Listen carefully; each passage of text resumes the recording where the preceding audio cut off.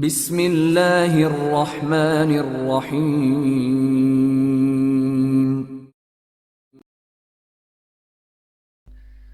آخری کوٹھی کے اسرار، مصنف اگاتھا کرسٹی، مترجم ایم اشفاق۔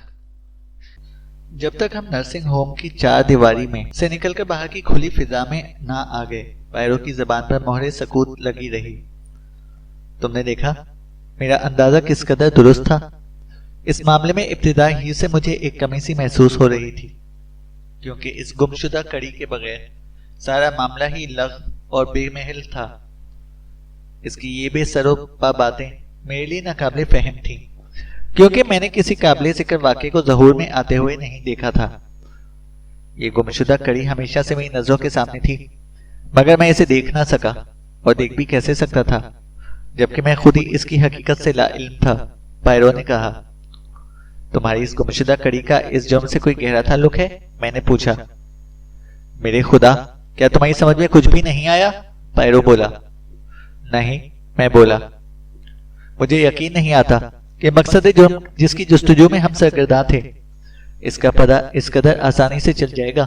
پائرو بولا، میرا دماغ پراگندہ ہو رہا ہے، تمہاری باتیں میری سمجھ میں نہیں آ رہی۔ کیا جذبہ رقابت ان ساری باتوں کے پس پردہ کام کر رہا ہے؟ میں بولا، رقابت؟ اوہو، رقابت نہیں، دولت، دال دال لام تے۔ وہ بولا۔ میں ششدر کھڑا دیکھتا رہ گیا، اور وہ ایک پرسکون دریا کی سی روانی کے ساتھ بولتا رہا۔ سنو عزیزم، ایک ہفتے کا عرصہ ہوتا ہے کہ سر میتھیو اسٹیون کا انتقال ہو جاتا ہے۔ یہ سر میتھیو کوئی فقیر یا کلاش آدمی نہیں، بلکہ انگلینڈ کی سب سے متمول ہستی ہے۔ پائرو نے کہا۔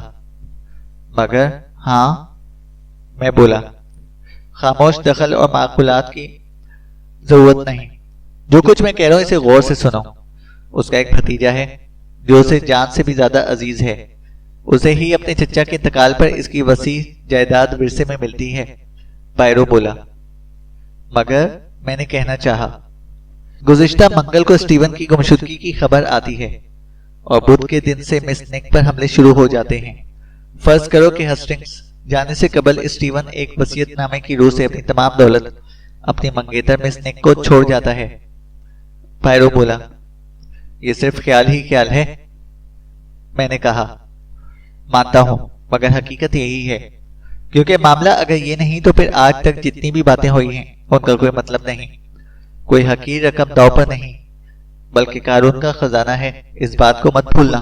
پائرو بولا۔ میں چند منٹ خاموش کھڑا صورتحال کے مختلف پہلوؤں پر غور کرتا رہا۔ مجھے ایسا لگ رہا تھا جیسے پائرو کسی نتیجے پر پہنچنے کے لیے بہت بے چین ہے اور بڑی عجلت سے کام لے رہا ہے، مگر میرا دل کہہ رہا تھا کہ اس کی رائے صحیح ہے۔ خدا نے پائرو کو صحیح نتیجے پر پہنچنے کی غیر معمولی قوت عطا کی ہے، اور یہی وجہ ہے کہ میں اس کی رائے سے اختلاف نہیں کر سکتا۔ مگر ان تمام باتوں کے باوجود میں جانتا تھا کہ ابھی بہت سی باتیں ثابت کرنی ہیں۔ اگر اس منگنی کی حقیقت سے کوئی بھی خبردار نہیں، تب میں نے سوال کیا، ہش، کوئی نہ کوئی اس حقیقت سے یقیناً باخبر ہے، اگر نہیں ہے تو ایسے حالات میں ہو جاتا۔ ایسی باتیں بتائی نہیں جاتی، لوگ قیاس آرائی سے سچائی ڈھونڈ نکالتے ہیں۔ مسز رائس کے دل میں شک پیدا ہو چکا تھا، خود مس نک اس بات کا اقرار کر چکی ہے۔ ممکن ہے مسز رائس کے پاس اپنے شکوک کو یقین میں بدلنے کے ذرائع ہوں۔ پائرو نے کہا۔ کیسے؟ میں نے پوچھا۔ مسٹر اسٹیون کی منگیتر ہونے کی حیثیت سے مس نک کی اپنے ہونے والے شوہر سے یقیناً خط و کتابت بھی ہوتی ہوگی۔ فطرتاً یہ لڑکی لاپرواہ سی واقع ہوئی ہے، اس کی زندگی میں سلیقہ بندی اور سگڑ پن کو دخل حاصل نہیں۔ اس کے چہار طرف بے ترتیبی اور افراتفری کا بازار گرم رہتا ہے۔ مجھے شک ہے کہ اس نے کبھی کسی چیز کو حفاظت سے رکھا ہو۔ پائرو نے کہا۔ اور یہی وجہ ہے کہ مسز رائس کو اس کی وصیت کا حال معلوم ہو گیا ہوگا۔ میں نے کہا۔ بے شک، اب ہمارا دائرہ تفتیش تنگ ہوتا جا رہا ہے۔ تمہیں میری وہ الف سے خے تک والی فہرست یاد ہے؟ اس میں صرف 2 اشخاص پر شکوک کے بادل منڈلا رہے تھے، میں نوکروں اور کمانڈر چیلنجر کو، جو صرف 30 میل کی مسافت کو 1.5 گھنٹے میں طے کر کے یہاں تک پہنچا تھا، بے قصور سمجھتا ہوں۔ میں اس لمبی ناک والے مسٹر لارزس کو بھی بڑی ذمہ قرار دیتا ہوں، اگرچہ اس نے ایک معمولی تصویر کے لیے جس کی قیمت 20 پاؤنڈ سے زیادہ نہیں تھی 50 पाउंड की पेशकश की थी।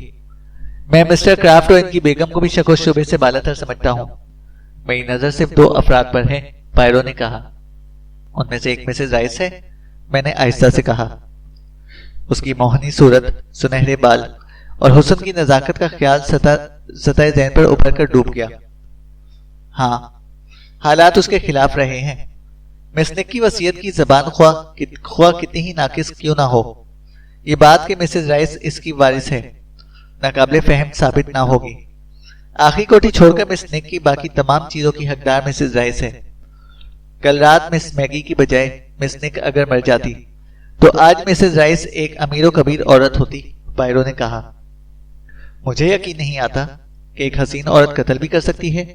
इस कमजोरी का शिकार सिर्फ तुम ही नहीं बल्कि अक्सर सिर्फ इसी बिना पर मेंबरान जूरी को यकीन दिलाना मुश्किल हो जाता है। मुमकिन है तुम्हारा ख्याल सही हो, क्योंकि हमारी फॉरेस्ट में अभी एक मुश्तबा नाम और भी बाकी है, पायरो ने कहा। कौन? मैंने पूछा। Charles was. मगर उसे तो तरके में सिर्फ एक मकान ही मिलता है, मैं बोला। हाँ, मगर मुमकिन है कि वो इस हकीकत से ला इल्म हो। मेरा ख्याल है कि मिस निक की वसीयत इसकी तहरीर करता नहीं। अगर उसने लिखा होता तो वसीयतनामा मिस निक के अल्फाज में इधर उधर पड़ा ना होता बल्कि उसकी तहवील में होता। इसलिए हस्टिंग्स, बहुत मुमकिन है कि वो इसी बारे में कुछ नहीं जानता हो। वो ये समझ जाए कि निक ने कोई वसीयतनामा नहीं लिखा और इसकी मौत पर वही इसका हकदार और वारिस होगा, पायरो ने कहा।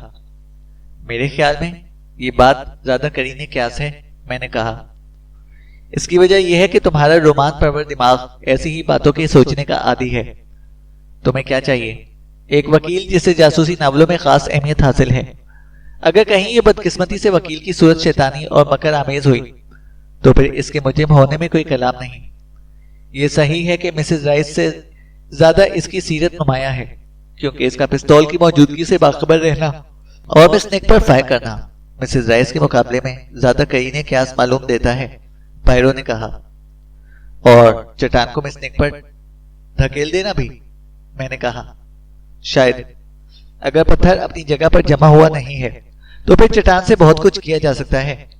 ये बात कि चट्टान गलत वक्त पर अपनी जगह से लुढ़का दिया गया था साबित करता है कि पसे पर्दा कोई नौसवानी हाथ काम कर रहा है और गाड़ी के इंजन को खराब कर देना किसी मर्द की दिमागी काविश का नतीजा मालूम दिखाई देता है। अगरचे आजकल की दुनिया में बाज औरतें इस फन में मर्द के भी कान काटने की सलाहियत रखती हैं, फिर भी मिस्टर वाज के खिलाफ मेरा जो अंदाजा है इसमें अभी चंद बातों की कमी है, पायरो ने कहा। मसलन, मैंने पूछा। मिस निक की मंगनी से बाखबर होने के जो मौके मिसेज राइस को हासिल रहे हैं वो मिस्टर वास को नहीं, और दूसरी बात यह कि मिस निक पर हमला कबल अज वक्त शुरू हुआ, पायरो ने कहा। तुम्हारा मतलब? मैंने पूछा। यही कि कल रात तक स्टीवन के मरने की खबर नहीं आई थी, मगर इसके कबल ही से मिस निक पर कातिलाना हमले शुरू हो चुके थे। इस तरह आंखें बंद के अंधेरे में टामकटोइयां मारना एक वकील का वतीरा नहीं होता, पायरो बोला। हाँ, अचानक किसी ने खास नतीजे पर सिर्फ एक औरत ही पहुंच सकती है, मैंने कहा। बिल्कुल, वो बोला। निक का बार बार मौत के पंजे से बचकर निकलना हैरत अंगेज है। मुझे तो अपने कानों पर यकीन नहीं आता, पायरो बोला। अचानक मुझे मिसेज राइस की आवाज में तब्दीली याद आ गई जब उसने कहा था कि निक के सर पर किसी बुजुर्ग का हाथ है, और मेरे सारे जिस्म पर रेशा तारी हो गया। हाँ, मैं नाकामी और बदनामी नहीं मोल ले सकता, पायरो ने सोचते हुए कहा। किस्मत, मैंने कहा। आह मेरे दोस्त, मैं इंसान की स्याहकारियों का बार खुदा के कंधे पर रखना नहीं चाहता। क्या तुम दुआ के तशक्कुराना लहजे में कह सकते हो कि खुदा ने मिस मैगी बकली को जान से मार दिया है? मैं यहाँ पहुंचकर ये नहीं कह सकता कि जो कुछ होता है और हो रहा है वो मशीयत इज़्ज़ी है, लिहाजा मैं खुदा के मामले में दखल नहीं दे सकता, बल्कि मेरा तो ईमान है कि खुदा ने हरकुली पायरो को सिर्फ दखल अंदाजी के लिए पैदा किया है। ये मेरी सरिश्त में है, मैंने कहा। हम लोग इसी तरह तबादला ख्याल करते हुए पहाड़ पर बने टेढ़े मेढ़े रास्ते से चोटी पर चढ़ रहे थे, और यही वो मौका था जब हम आखिरी कोठी के छोटे से फाटक से होकर गुजरे। उफ, पायरो बोला, ये चढ़ाई तो जानलेवा है। मेरी तो सांस फूल रही है और मेरी मूछें बेजान सी हो गई हैं। हाँ, तो जैसा कि मैं कह रहा था कि मैं बेकसूर का तरफदार हूँ, मैं मिस निक का तरफदार हूँ क्योंकि उसकी जान लेने की कोशिश की गई है। मैं मिस मैगी का तरफदार हूँ کیونکہ اس کی جان ضائع ہو چکی ہے، پائرو نے کہا۔ اور تم مسز رائس اور چارلز واس کے خلاف ہو، میں نے کہا۔ نہیں نہیں ہسٹنگز، یہ بات نہیں، میرا ذہن بالکل صاف ہے، میں صرف یہ کہہ رہا ہوں کہ موجودہ صورت میں دونوں ہی شک کیے جانے کے قابل ہیں، بس، پائرو بولا۔ مکان کے متصل جو باغ تھا، وہاں ہم لوگوں نے دیکھا کہ ایک آدمی بڑی مستعدی سے گھاس کاٹنے کی مشین چلا رہا ہے۔ اس کا چہرہ لمبا اور احمقانہ تھا اور آنکھیں چمک سے آ رہی تھیں۔ اس کے قریب ہی ایک 10 سالہ بدصورت بچہ، جس کا چہرہ بدصورتی کے باوجود دانائی کا پردو لیے ہوئے کھڑا تھا۔ اچانک مجھے یہ خیال ہوا کہ مکان کی سمت آتے ہوئے مشین کے چلنے کی آواز ذرا برابر بھی ہمیں سنائی نہیں دی تھی۔ میں نے سوچا کہ ممکن ہے وہ کام کی زیادتی کی بنا پر تھک کر آرام کر رہا ہوگا اور اچانک ہماری آواز سے چوکنا ہو کر کام میں منہمک ہو گیا ہوگا۔ صبح بخیر، پائرو بولا۔ صبح بخیر جناب، وہ بولا۔ میرا خیال ہے کہ تم ہی یہاں کے باغبان اور اس عورت کے شوہر ہو جو مکان کے اندر کام کرتی ہے، پائرو نے کہا۔ یہ میرے ابا ہیں، لڑکے نے کہا۔ آپ کا اندازہ صحیح ہے، آپ ہی وہ غیر ملکی جاسوس ہیں؟ بانوں کا حال کیا ہے؟ اس نے جواب دیا۔ ابھی میں ان سے مل کر ہی آ رہا ہوں، رات ان کی نہایت ہی آرام سے گزری ہے، پائرو بولا۔ یہاں پولیس آئی تھی، اس جگہ اس عورت کا خون ہوا تھا، یہاں سیڑھی کے قریب۔ میں نے ایک بار ایک سور کو ذبح ہوتے دیکھا تھا۔ کیوں، ٹھیک ہے نا ابا؟ لڑکے نے کہا۔ اس کے باپ کی زبان سے جذبات سے آری لہجے میں نکل گیا۔ ابا پہلے سور مارا کرتے تھے اور سور کی ہلاکت کا منظر میں بڑی خوشی سے دیکھا کرتا تھا، لڑکے نے کہا۔ چھوٹے بچے بڑے چاؤ سے سور کو مرتا دیکھتے ہیں، اس نے اس طرح کہا جیسے یہ کوئی فطرت کا اٹل قانون ہے۔ اس عورت کو کسی نے گولی مار دی تھی، اس کا گلا نہیں کاٹا گیا تھا، لڑکا بولا۔ ہم لوگ گھر کی سمت بڑھے اور میں اس شیطان سیرت لڑکے سے چھٹکارا حاصل کر کے خوش تھا۔ پائرو کمرہ نشست میں داخل ہوا، اس کی تمام کھڑکیاں کھلی ہوئی تھیں۔ پائرو نے گھنٹی بجائی اور سیاہ ماتمی لباس پہنے ایلن داخل ہوئی۔ ہمیں دیکھ کر اسے ذرا بھی حیرت نہیں ہوئی۔ پائرو نے اسے بتایا کہ مس نک کی اجازت لے کر مکان کی تلاشی کے لیے آئے ہیں۔ اچھا، وہ بولی۔ پولیس اپنا کام ختم کر چکی؟ پائرو نے پوچھا۔ وہ لوگ کہہ رہے تھے کہ انہوں نے جو کچھ دیکھنا تھا دیکھ لیا ہے، علیو صبح سے وہ لوگ باغ میں دیکھ بھال کرتے پھر رہے تھے، نہ جانے انہیں اپنی کوششوں میں کامیابی بھی ہوئی یا نہیں، ایلن نے کہا۔ وہ کمرے سے نکل ہی رہی تھی کہ پائرو کے ایک سوال نے اسے روک دیا۔ گزشتہ شب مس بکلی کی موت پر تمہیں بے حد اچنبھا ہوا تھا؟ پائرو نے پوچھا۔ جی ہاں، بے حد اچنبھا ہوا تھا۔ مس بکلی بہت نیک خاتون تھی اور مجھے یقین نہیں آتا کہ کوئی اس قدر نیچ ہو سکتا ہے کہ مس بکلی کو غضب پہنچا سکے، ایلن نے کہا۔ اگر ان کی جگہ کوئی اور ہوتا تو تمہیں اس قدر حیرت نہ ہوتی؟ کیوں؟ پائرو نے پوچھا۔ پتہ نہیں آپ کیا کہہ رہے ہیں، ایلن نے کہا۔ میں جب پچھلی رات کمرے میں داخل ہوا تو تم نے مجھ سے پوچھا تھا کہ کسی کو چوٹ تو نہیں آئی، کیا تمہیں اس قسم کی کسی بات کے ہونے کا خدشہ تھا؟ میں نے کہا۔ وہ خاموش رہی مگر اس کی انگلیاں فراک کے ایک کونے پر جمی رہی۔ اس نے سر کو جنبش دیتے ہوئے کہا۔ آپ حضرات سمجھ نہیں پائیں گے، وہ بولی۔ نہیں، میں سمجھ لوں گا، خواہ تمہارا بیان کتنا ہی مہیر العقول کیوں نہ ہو، پائرو نے کہا۔ اس نے پائرو کو مشکوک نظروں سے دیکھا اور پھر پائرو پر اعتماد کرنے کا فیصلہ کر کے کہنے لگی۔ بات یہ ہے کہ یہ مکان ہے نا، اچھا نہیں ہے، وہ بولی۔ میں حیرت سے اچھل پڑا، مگر پائرو کے لیے اس کا یہ بیان مطلق حیرت انگیز نہیں تھا۔ تمہارا مطلب یہ ہے کہ یہ مکان بہت قدیم ہے، میں نے کہا۔ جی ہاں، وہ بولی۔ کیا تم یہاں بہت دنوں سے ہو؟ پائرو نے پوچھا۔ جی، 6 سال سے، میں یہاں سر نکولس کے زمانے سے ہوں۔ اس وقت میں باورچی خانے میں مددگار کی حیثیت سے کام کرتی تھی۔ اس زمانے میں بھی گھر کی حالت یہی تھی، وہ بولی۔ پائرو نے غور سے اس کی جانب دیکھا۔ اکثر پرانے مکان کا ماحول ہیبت ناک ہی ہوتا ہے، پائرو بولا۔ آپ ٹھیک کہتے ہیں، ہیبت ناک ہی صحیح لفظ ہے، ایلن نے پرجوش لہجے میں کہا۔ میرے افکار اور میری حرکات کی پناہ گاہ یہاں کی ہوا تک ملوث معلوم دکھائی دیتی ہے۔ میں جانتی تھی کہ ایک نہ ایک دن اس گھر میں کوئی افتاد آئے گی، ایلن نے کہا۔ خیر، تو تمہارا کیا صحیح نکلا، پائرو بولا۔ جی ہاں، وہ بولی۔ اس کے لہجے میں اطمینان کا صرف ایک شائبہ تھا اور بس۔ مگر تمہیں مس میگی کے قتل ہو جانے کا وہم و گمان تک نہ تھا، پائرو نے پوچھا۔ جی بالکل نہیں، کیونکہ جناب کسی کو بھی تو اس سے نفرت نہیں تھی، ایلن نے کہا۔ مجھے ایسا لگا جیسے کہ ان الفاظ میں ہمارے راز سربستہ کی کنجی محفوظ ہے۔ میرا خیال تھا کہ پیرو مزید جرا سے معاملے پر نئی روشنی ڈالے گا، مگر میری حیرت کی انتہا نہ رہی جب میں نے دیکھا کہ وہ بالکل نئے موضوع کو لے کر بیٹھ گیا تھا۔ تم نے گولی چلنے کی آواز نہیں سنی تھی؟ پیرو نے پوچھا۔ سنی بھی ہو تو بھی آتش بازی کے دھماکوں کی وجہ سے اس کا خیال ہی نہیں رہا، ایلن بولی۔ تم آتش بازی نہیں دیکھ رہی تھی؟ پیرو نے پوچھا۔ جی نہیں، میں بے حد مصروف تھی، وہ بولی۔ وہ نیا نوکر تمہارا ہاتھ بٹا رہا ہوگا؟ پیرو نے پوچھا۔ بالکل نہیں، وہ تو آتش بازی دیکھنے چلا گیا تھا، ایلن بولی۔ مگر تم نہیں گئی؟ جی نہیں، وہ بولی۔ کیوں بھلا؟ پیرو نے پوچھا۔ میں اپنے کام سے فارغ ہو جانا چاہتی تھی، وہ بولی۔ تمہیں آتش بازی دیکھنے کا شوق نہیں؟ شوق تو ہے، مگر دراصل بات یہ ہے کہ آتش بازی دیر رات چھوٹتی ہے۔ کل میری اور میری شوہر کی چھٹی ہے، ہم لوگ نیچے شہر جا کر وہاں سے ان کا لطف اٹھانے کا خیال رکھتے تھے، ایلن نے کہا۔ میں نے سمجھا تم نے مس میگی کو کوٹ مانگتے ہوئے سنا تھا، پیرو نے کہا۔ مس نیک کے دوڑ کر اوپر جانے کی آواز مجھے سنائی دی، اس کے بعد مس بکلی کی آواز یہ کہتے ہوئے سنائی دی تھی کہ مجھے پہننے کے لیے کوٹ وغیرہ کچھ بھی نہیں مل رہا ہے، اس لیے میں شال اوڑھے لیتی ہوں، ایلن نے کہا۔ معاف کرنا، تم نے کوٹ تلاش کر کے انہیں دینے کی کوشش نہیں کی؟ پیرو نے قطع کلام کرتے ہوئے کہا۔ میرا سارا کام پڑا تھا، ایلن بولی۔ تم ٹھیک کہتی ہو، اور پھر تمہیں دونوں سے کسی نے بلایا بھی تو نہیں تھا، شاید ان کا خیال ہوگا کہ تم باہر آتش بازی دیکھ رہی ہوگی، پیرو بولا۔ جی ہاں، وہ بولی۔ تو تم اس کے قبل باہر جا کر آتش بازی دیکھتی رہی ہو، پیرو بولا۔ اس کا بے رنگ چہرہ سرخ ہو گیا۔ میں آپ کا مطلب سمجھ نہیں سکی۔ ہمیں باغ میں جانے کی کھلی اجازت ہے، اگر اس سال میں آتش بازی دیکھنے کی بجائے کام میں لگی رہی یا سویرے سونے چلی گئی تو اس سے کسی کو کیا؟ ہمیں اتنی آزادی تو ہے نا کہ جس طرح چاہیں اپنا وقت کاٹیں، ایلن نے کہا۔ رحم خدا، میرا مطلب تمہاری دل شکنی نہیں، کوئی وجہ نہیں کہ تم اپنی افتاد و تباہ پر نہ چلو، کبھی کبھی تبدیلی بڑی خوشگوار ہوتی ہے، پیرو نے کہا۔ وہ دم لینے کو رکا۔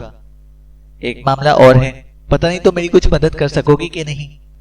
جیسا کہ تم دیکھ رہی ہو کہ یہ ایک قدیم عمارت ہے، اس میں کسی خفیہ کمرے کی موجودگی کا تمہیں علم ہے؟ پیرو نے پوچھا۔ اسی کمرے میں ایک خفیہ گوشہ ہے، مجھے یاد پڑتا ہے کہ جب میں بچی تھی تو میں نے دیکھا تھا، مگر اس وقت مجھے یاد نہیں پڑتا کہ وہ کس جگہ ہے۔ اسی کمرے میں ہے یا لائبریری میں ہے، میں یقین سے کچھ بھی نہیں کہہ سکتی، ایلن نے کہا۔ کسی آدمی کے پوشیدہ رہنے کے لیے کافی ہے؟ پیرو نے پوچھا۔ نہیں، وہ تو صرف چھوٹا سا تقریباً 1 فٹ چوڑا اور اتنا ہی لمبا خانہ ہے، ایلن نے کہا۔ اوف، میں اس کے متعلق نہیں پوچھ رہا تھا۔ ایلن کا چہرہ دوبارہ سرخ ہو گیا۔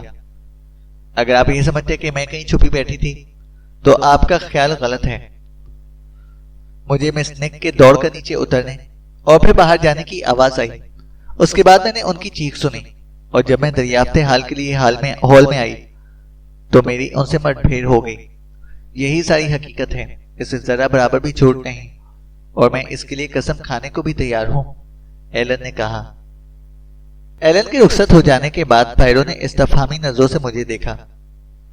گولی چلنے کی آواز اس نے یقینی سنی ہے، اور یہی آواز سن کر اس نے باورچی خانے کا دروازہ کھولا تھا کہ اسے نک کے تیزی سے اتر کر باہر جانے کی آواز سنائی دی، اور پھر وہ خود بھی دریافت حال کے لیے بڑے کمرے میں آئی، اور یہ عین انسانی فطرت ہے۔ مگر میں یہ جاننا چاہتا ہوں ہسٹنگز کہ وہ رات کے وقت کیوں آتش بازی دیکھنے نہیں گئی تھی، پیرو نے کہا۔ خفیہ کمرے کے متعلق سوال کرنے کا کون سا تک تھا، میں نے پوچھا۔ وہ تو محض ایک خیال تھا، آخر خے تک پہنچنے کا کوئی تو ذریعہ ہونا چاہیے نا، پیرو بولا۔ کون خے؟ میری فہرست کا آخری نام۔ فرض کرو ہسٹنگز کہ ہمارے اجنبی دوست کا ایلن سے کوئی تعلق ہے، اور وہ گزشتہ رات اس کمرے کے خفیہ مقام میں چھپا بیٹھا تھا کہ ایک لڑکی اس کے قریب سے گزرتی ہے، یہ اسے نیک سمجھ بیٹھتا ہے، اس کا پیچھا کرتا ہے، اور جب وہ باہر نکلتی ہے تو اسے گولی کا نشانہ بنا دیتا ہے۔ مگر یہ طریقہ صرف ایک گدھا ہی اختیار کر سکتا ہے، میں نے کہا۔ خیر، یہ بات طے ہے کہ یہاں چھپنے کے لیے کوئی محفوظ مقام نہیں۔ چلو اب مس نیک کے وصیت نامے کو تلاش کریں، پیرو بولا۔ کمرہ نشست میں کاغذ کا ایک ٹکڑا تک نہ تھا، ہمیں لائبریری میں منتقل ہونا پڑا۔ یہ کمرہ اندھیرا تھا، اور اس کے مقام قدیم وضع کی ایک بڑی سی میز پڑی ہوئی تھی۔ اس میں رکھے ہوئے بل، رسید، دعوتی رکے، دوستوں کے خطوط اور مہاجنوں کے خطوط جن میں روپے کا تقاضا تھا، کچھ اس طرح غلط ملت تھے کہ ان کے پڑھنے میں کافی وقت صرف ہو گیا۔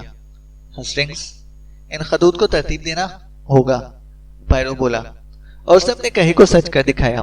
آدھے گھنٹے بعد وہ اطمینان سے تمام کاغذات کو جو متفرق حصوں میں تقسیم کر کے کتابی صورت میں منتقل کر دیے گئے تھے لے کر پڑھنے کے لیے بیٹھ گیا۔ ہماری کوششوں کا ایک پہلو قابل ستائش ہے۔ ہم نے اپنا کام اس انداز سے کیا ہے کہ کسی معمولی چیز کا بھی نظر انداز ہو جانا ممکن نہیں، پائرو بولا۔ ہاں ٹھیک ہے، میں نے کہا۔ اس نے ایک خط میرے آگے کر دیا۔ خط کی تحریر بڑی اور ناقابل خوان تھی۔ جانے من، دعوت بڑی شاندار رہی۔ میں اپنی نظروں میں آج کافی حقیر نظر آ رہی ہوں۔ تم نے عقل مندی کی جو اس چیز کو ہاتھ نہیں لگایا۔ اس کا ترک کرنا بہت ہی مشکل ہے۔ میں اپنے دوست کو اس کے بھیجنے کے متعلق تقاضا کر رہی ہوں۔ زندگی بھی جہنم سے کم نہیں، تمہاری فریڈی۔ پچھلی فروری کا یہ خط ہے۔ میں اس لڑکی کو ایک نظر دیکھتی ٹاڑ گیا تھا کہ وہ منشیات کا استعمال کرتی ہے، پائرو بولا۔ سچ؟ میرے تو وہم و گمان میں بھی یہ بات نہیں آئی تھی، میں نے کہا۔ یہ جاننا کوئی مشکل نہیں۔ اس کی آنکھیں اس بات کی گواہی دیتی ہیں کہ وہ منشیات کا استعمال کرتی ہے۔ اس کے علاوہ اس کے مزاج کی بے ساختگی اور اس کا لاابالی پن بھی بے وجہ نہیں۔ کبھی تو وہ سراپا زندگی نظر آتی ہے اور کبھی مریل بے جان، پائرو نے کہا۔ منشیات کے استعمال سے انسان کا اخلاق بری طرح مجروح ہو جاتا ہے نا؟ میں نے پوچھا۔ لازمی طور پر، مگر میرا اندازہ کہتا ہے کہ مسز رائس ابھی مبتدی ہے، ابھی اس عادت سے جڑ نہیں پکڑی اس نے، پائرو نے کہا۔ اور نک؟ میں نے پوچھا۔ نہیں، وہ اس کی عادی نہیں۔ ممکن ہے کہ دل بہلانے کے لیے دوستوں کی مجلس میں اس نے کبھی اس کا شوق کیا ہو، پائرو بولا۔ مجھے یہ سن کر بڑی خوشی ہوئی، میں نے کہا۔ اچانک مجھے نک کے الفاظ یاد آ گئے جن میں اس نے کہا تھا کہ اکثر مسز رائس اپنے آپے میں نہیں رہتی ہے۔ پائرو نے خط کو ہلاتے ہوئے کہا، چلو اب یہاں کچھ بھی نہیں۔ دیکھیں مس نک کے کمرے سے کیا ملتا ہے۔ نک کے کمرے میں بھی ایک میز تھی، مگر پہلی میز کے مقابلے میں یہ نسبتاً خالی تھی۔ یہاں بھی وصیت نامے کا نشان تک نہ تھا۔ پائرو نے ایک لمبی آہ کھینچی۔ آج کل کی لڑکیوں کی تربیت تسلی بخش نہیں۔ سلیقہ حسن، انتظام اور سگڑ پنے کو ان کے نصاب تعلیم میں کوئی جگہ نہیں، پائرو نے کہا۔ وہ ایک دراز میں رکھی ہوئی چیزوں کا معائنہ کر رہا تھا۔ یہ آپ عورتوں کے لباس سے دل بہلا رہے ہیں، میں نے تنزن کہا۔ کیوں نہیں؟ مگر میں یہ سمجھتا تھا کہ ہمارے پاس ان فضولیات کے لیے، میں نے کہنا چاہا۔ پائرو کا ہنسی سے برا حال ہو گیا۔ یقیناً میرے معصوم ہسٹنگز، تمہیں ملکہ وکٹوریہ کے عہد میں پیدا ہونا چاہیے تھا، اور مس نک بھی اگر وہ موجود ہوتی تو تم سے یہی کہتی۔ موجودہ دور کی عورتیں اپنے زیریں لباس، انڈر کلوتھ کے متعلق گفتگو تک کرنے میں جھجک محسوس نہیں کرتی۔ روزانہ اپنے ایسے کپڑے ساحل سمندر پر بکھرے پڑے ہوتے ہیں، پھر میں کیوں شرم و حیا کا ڈھونگ رچاؤں، پائرو نے کہا۔ میرا خیال ہے کہ تمہاری موجودہ روش بالکل بیجا ہے، میں بولا۔ عقل کے ناخن لو میرے پیارے دوست۔ تم صاف دیکھ رہے ہو کہ مس نک اپنے خزانے کو بند کر کے نہیں رکھتی۔ اگر اس سے کسی چیز کو چھپانے کی ضرورت پیش آئی تو وہ اسے کہاں چھپاتی؟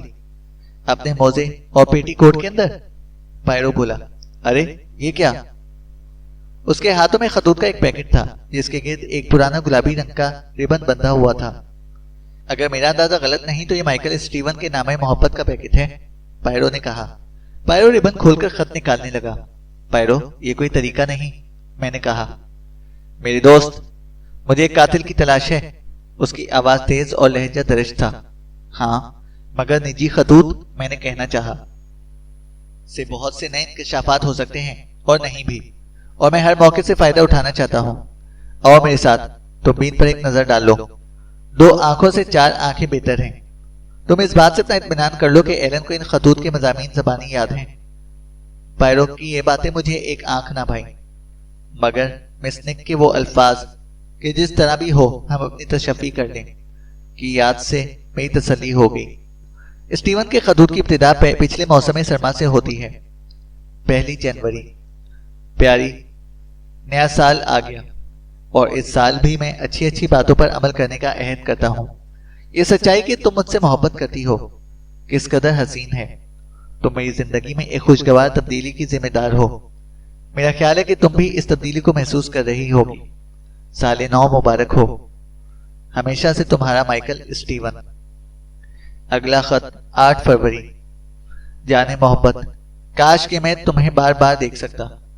یہ سب باتیں کس قدر واہیات ہیں، کیوں ہے نا؟ میں اس پردہ پوشی سے عاجز آ گیا ہوں، مگر میں اپنی مجبوری تم پر ظاہر کر چکا ہوں. میں بخوبی واقف ہوں کہ تمہیں جھوٹ اور پردہ پوشی سے کس قدر نفرت ہے. مجھے خود یہ باتیں پسند نہیں، مگر اسی طرح چچا جان کو کم سنی کی شادی بالکل ناپسند ہے. ان کی رائے میں اس سے زندگی تباہ ہو جاتی ہے، جیسے تم میری زندگی تباہ کر دو گی. دل شکستہ نہ ہو، ہر کام خوش اسلوبی سے انجام پائے گا. تمہارا اسٹیون. اگلا خط 2 مارچ. میں جانتا ہوں کہ مجھے مسلسل 2 دن تک تمہیں خط نہیں لکھنا چاہیے تھا، مگر میں مجبور تھا. کل صبح جب میری آنکھ کھلی تو مجھے تمہاری یاد آئی. میں نے اسکاربورو سے پرواز کی. پیارا پیارا پیارا اسکاربورو دنیا کا حسین ترین شہر. پیاری، تمہیں اندازہ نہیں میں کس قدر تم سے پیار کرتا ہوں. تمہارا اسٹیون. اگلا خط 18 اپریل.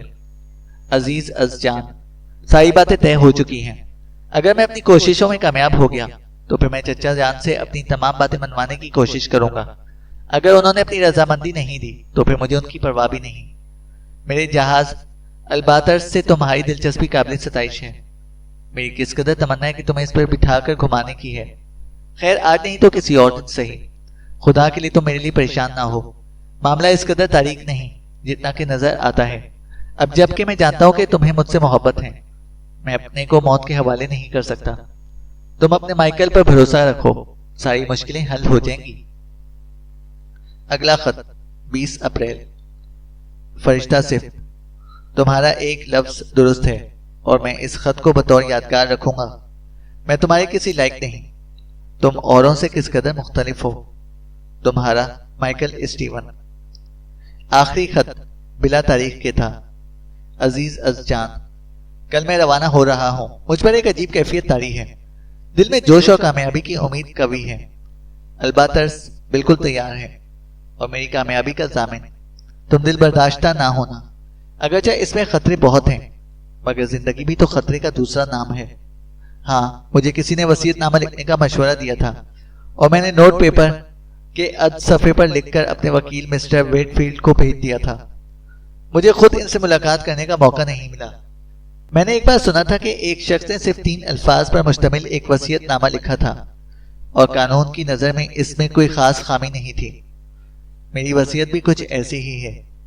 مجھے یاد تھا کہ تمہارا صحیح نام مگڈالا ہے. میری یادداشت کی تعریف کرو. چند لوگوں نے بطور گواہ اس پر دستخط کر دیے، مگر تم ان باتوں کا برا نہ ماننا. میں تمہیں ہندوستان اور آسٹریلیا سے تار بھیجوں گا. تم ہمت سے کام لو، سب ٹھیک ہو جائے گا. شب بخیر. خدا تمہیں سلامت رکھے. مائیکل. پائرو نے تمام خطوط دوبارہ طے کر دیے. تم نے دیکھا، اپنی تشفی کے لیے میرا ان کا مطالعہ کرنا ناگزیر تھا. پائرو بولا. ان باتوں کو جاننے کے لیے تم کوئی اور ذریعہ اختیار کر سکتے تھے. میں نے کہا. نہیں پیارے، اس کے سوا کوئی اور راستہ نہیں تھا، اور اب ہمارے پاس نہایت قیمتی معلومات مہیا ہو گئی ہیں. پائرو کہا. کیا؟ میں نے پوچھا. ہم جانتے ہیں کہ اسٹیون کی وصیت مس نک کے حق میں ہے اور تحریری طور پر محفوظ ہے، اور یہ حقیقت ہر اس شخص پر آشکارا ہو جائے گی جس نے بھی ان خطوط کو پڑھا ہے. اور جب خطوط اس طرح سے لاپرواہی سے رکھے جائیں گے تو انہیں کوئی بھی پڑھ سکتا ہے. پائرو بولا. ایلن؟ میں نے کہا. یقیناً میں کہوں گا. میں اس پر واپسی کے وقت ایک تجربہ کروں گا. پائرو بولا. وصیت نامے کا تو کوئی پتہ نہیں. میں نے کہا. ہاں، یہ عجیب بات ہے، مگر ممکن ہے کہ کسی الماری میں پڑا ہوا مل جائے یا پھر کسی پھولدان کے اندر ہو. ہمیں چاہیے کہ مس نک کے حافظے کو درست کرنے میں اس کی مدد کریں. خیر اب یہاں کسی مزید انکشاف کی ضرورت ممکن نہیں. پائرو نے کہا. جب ہم لوگ نیچے آ رہے تھے اس وقت ایلن بڑے کمرے کی صفائی کر رہی تھی. پائرو نے نرمی سے اسے سلام کیا، اور جب ہم لوگ دروازے کے قریب پہنچے تو پائرو نے پلٹ کر اس سے پوچھا. تم شاید جانتی ہو کہ مس نک کی ہواباز مائیکل اسٹیون سے منگنی ہو چکی ہے. پائرو نے کہا تو ایلن آنکھ پھاڑے دیکھتی رہی. کیا اس سے جس کے نام سے اخبار بھرا پڑا ہے؟ ایلن نے کہا. ہاں. پائرو بولا. میں بالکل بے خبر ہوں، ایلن بولی۔ اس کے چہرے پر حیرت کے نقوش بالکل مکمل تھے۔ میں نے باہر آ کر کہا، ہاں، ایسا لگا جیسے سچ مچ اس سے تعجب ہوا ہو۔ پائرو نے کہا، ممکن ہے کہ ہوا ہو، میں نے کہا۔ اور وہ خطوط جو مہینوں سے زیر جامہ لباس کے نیچے دبے ہوئے تھے؟ نہیں پیارے، پائرو نے کہا۔ میں نے اپنے دل میں سوچا کہ ہر آدمی ہرکولی پائرو نہیں، اور نہ ہر آدمی دوسرے کی رازجوئی کرتا پھرتا ہے۔ یہ ایلن ایک معمہ ہے، پائرو بولا۔ یہاں کوئی بات ایسی ضرور ہے جسے میں سمجھ نہیں سکا، پائرو نے کہا۔ چینل کو سبسکرائب کریں اور بیل آئیکن کو پریس کریں تاکہ ہماری ہر اپڈیٹ آپ کو بر وقت مل سکے۔